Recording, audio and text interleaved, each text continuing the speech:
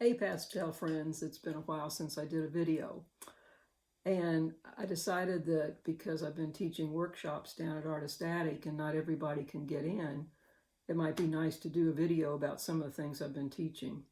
In February, I taught about color for the intermediate class, and we started out with doing little black and white studies of our image and then doing color studies of the image, breaking down color into different, pushing yourself farther than you might normally push yourself with color. This is the color that was similar to the reference photo.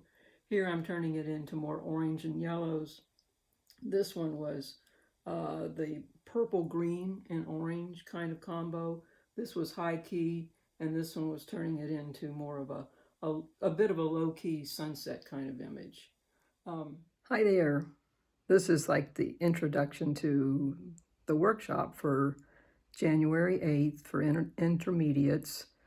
It's an extension of planning, and this one's going to be planning with color. So hope you enjoy the video. It's been a while since I did one. So for my March 8th workshop, it's for the intermediates, and it's going to be focused on color, not so much value, although value we know is incredibly important, but this is continuing to explore different color combinations to push yourself out of your comfort zone. Here on this one, I'm going to show this up more closely. This was like the original color form, and these are different ways of exploring color. Here, I use some other sources for color, starting with Mark Rothko, and then these are from an illustration book that I brought home from the Herald Leader when I worked there. They were throwing away these books, and I thought, no, can't throw those away. They're gorgeous. So I brought them home.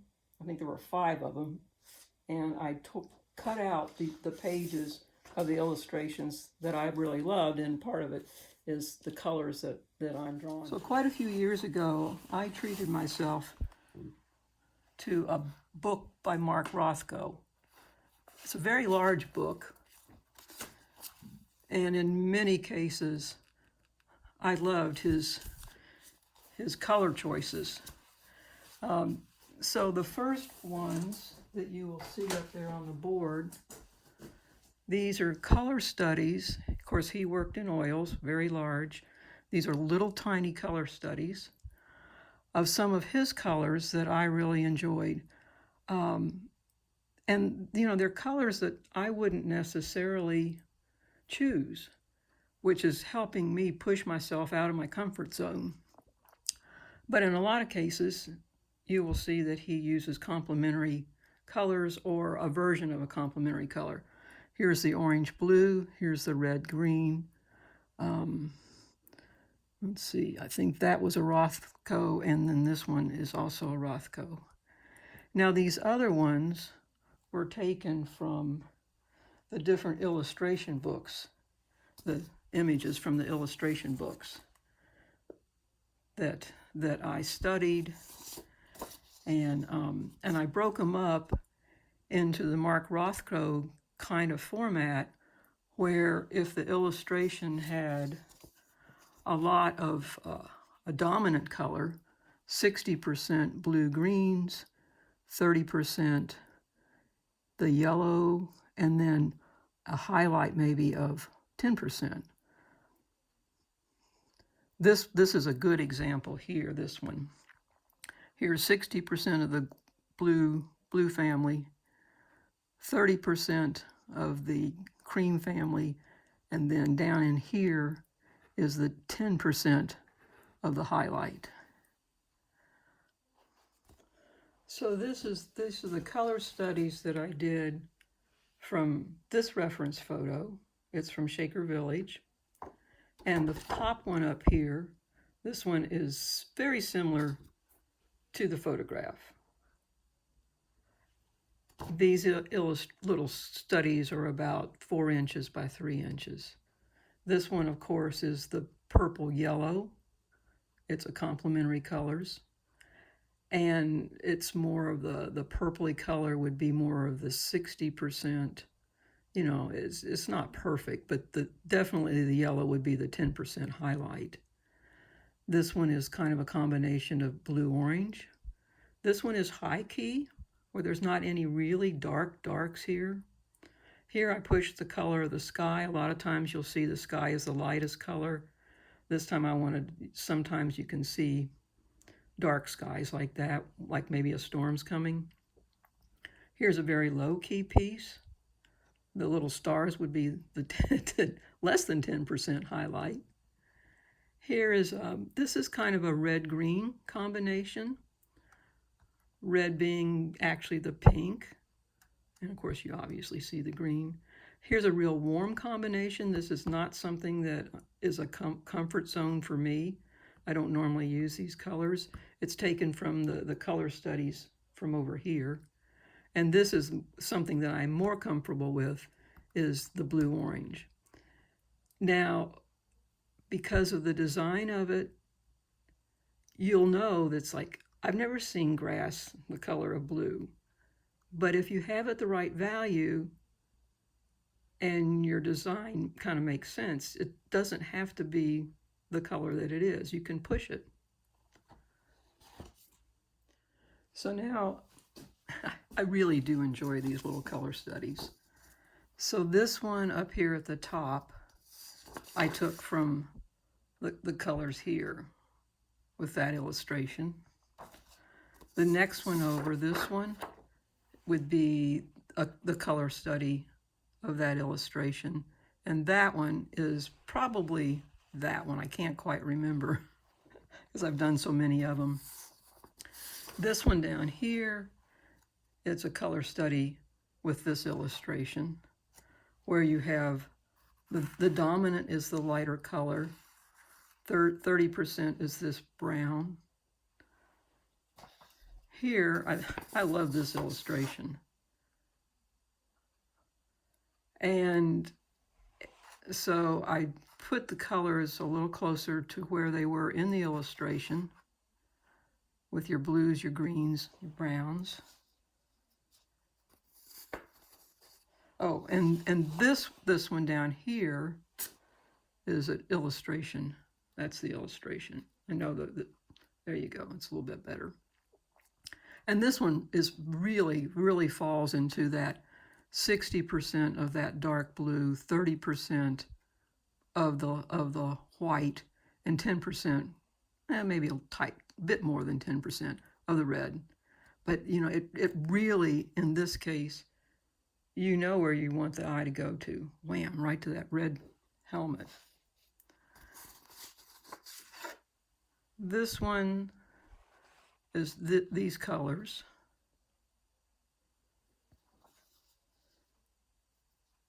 I'm not sure where that one is.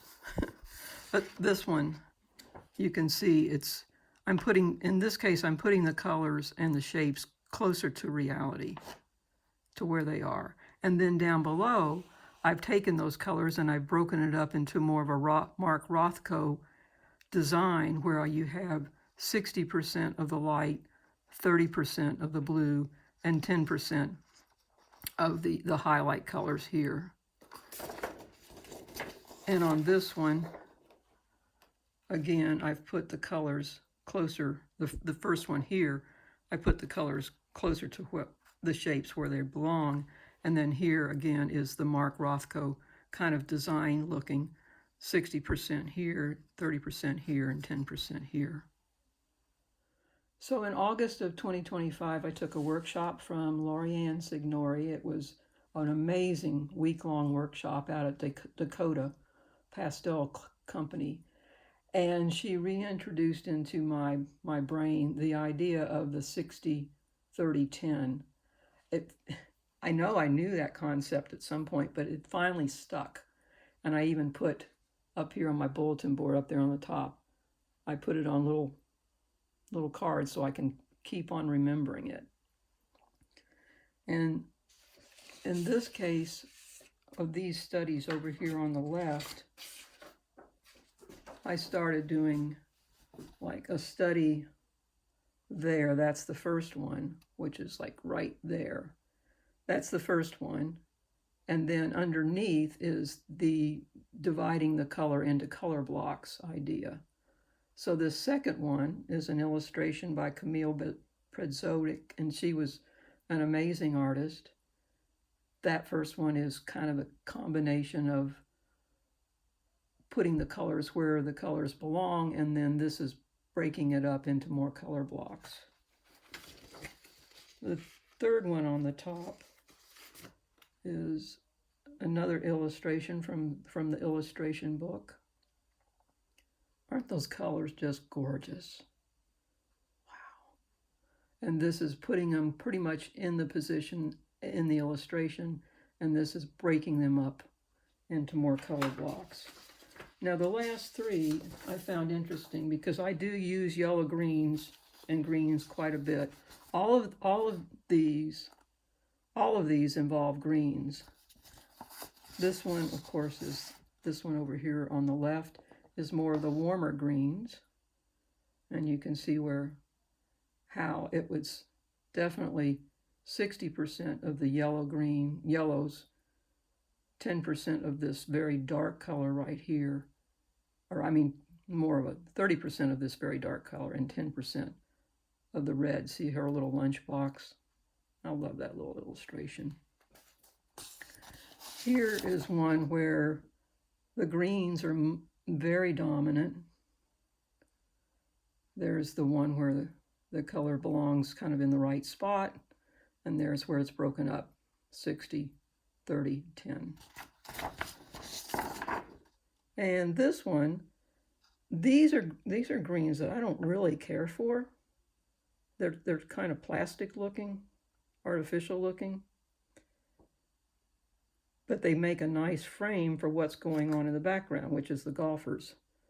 And when I created the color, I got that pretty close. So that's the division of it. Now I'm taking an online workshop from Marla Begetta called Mighty Miniatures. It's a wonderful workshop. I would recommend it. And one of the first things she emphasizes is that you are supposed to be doing your little thumbnails. And we all know we're supposed to do thumbnails, and no one wants to take the time to do it.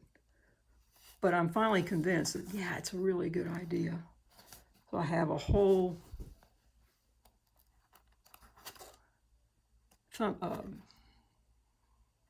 you can see them. There's a lot of them. I'm doing them over and over again on different studies before I get started. And sometimes I might get started on something and decide it's not working, and then I think, well, maybe I better go back and do some more some more value studies. So here for the illustration, as you can see, this is the reference photo, and here is the value study. This is the S design, where your eye comes up through the path and up over the tree. This is where I'm breaking it into very simple shapes. Here is the cruciform design, which divides the canvas into a bit of a cross. Here's my attempt to make the cross. So it's like, well, I don't know if I really see it there. So here I'm going to do another cruciform with darker values, and then this is my this is like a black and white study, and this is a value study where its canvas is divided up. The eye comes across like this. So you can see here the light is on that tree. Here I changed the light over on that tree. And this is just a study for, I might want to do a twilight version of this reference photo. So the color thumbnails that I did for the workshop are taken from this reference photo. It's a beautiful photograph from Shaker Village. You know, sometimes the photographs are so good they don't give you a lot to work with as an artist. You could just copy it and it would make a beautiful painting. But that's not what the workshop's about, is it? What the workshop's about is taking colors and manipulating them into being something different than you're used to using.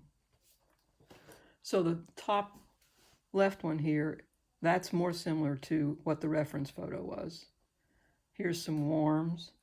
This one was taken from one of the Mark Rothko illustrations. This one, some more warm ones. And this one in the middle is from the Camille Pedzowick illustration, which was what that one was. This one on the right, I turned into a twilight piece from the illustration from this scene from, I think it's from California. And that's, you know, the blocks. Another very, very warm one, which I normally wouldn't be using those colors, but it came from this illustration, which is very interesting because look at all those pinks and those kind of warm colors, although they're kind of cool pinks. And it's from ice fishing in like Alaska or something like that. Who would think as an illustrator to use those colors? Most illustrators would go with the more practical blues and green blues. And then this one in the middle, I don't remember who the inspiration was for that one, but this is my final piece, which is more closely aligned to the original color scheme, but modified a little bit, calmed down. This one is like very, very bright. That's an expressive color combination. And this one is a little more towards realism. I get my color idea inspirations from a lot of places. This is a book on decorations.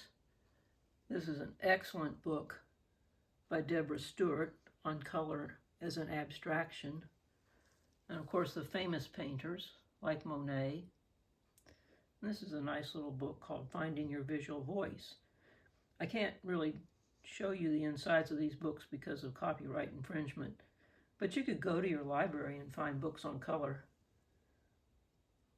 I'm going to take a workshop from Deborah Stewart in June at the International Association of Pastel Societies. I'm excited about that. Other sources of color is this book by Mark Leach.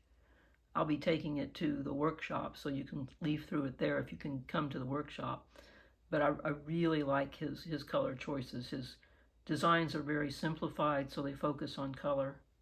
And of course, Artist Magazine, Southwest Art, Plein Air Painters, although a lot of their colors are not very creative. They go more for what they actually see. And of course, Pastel Magazine, that's been around for, I don't know, about 30 years maybe.